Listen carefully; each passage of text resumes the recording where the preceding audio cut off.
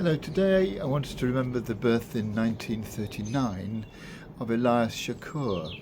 He was a former archbishop of the Melkite Catholic Church in Israel, and he describes himself as a Arab Israeli Christian Palestinian because he has worked throughout his life to try and bring reconciliation between the different groups living in that part of the Middle East.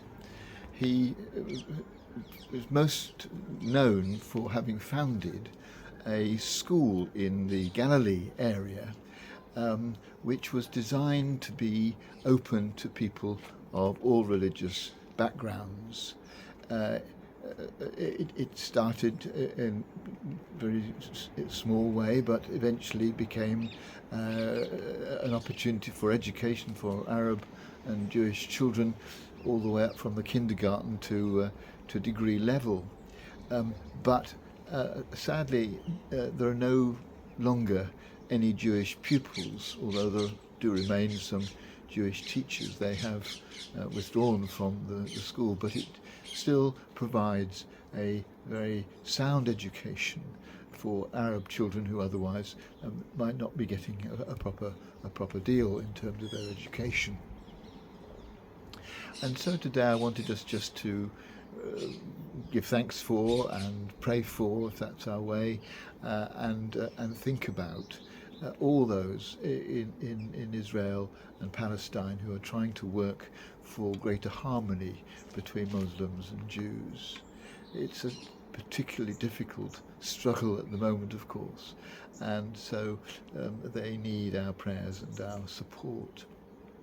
But one thing that interested me particularly about Elias Chacour is something he said about the Beatitudes. He wrote about Jesus' famous words, blessed are the meek, blessed are those who hunger and thirst for righteousness, and so on.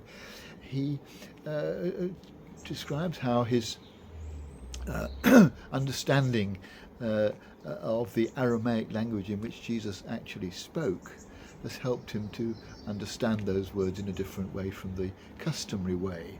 He reminds us, of course, that the Bible is a translation into English for us from the Greek, which was itself a translation from the Aramaic, the language in which Jesus actually spoke.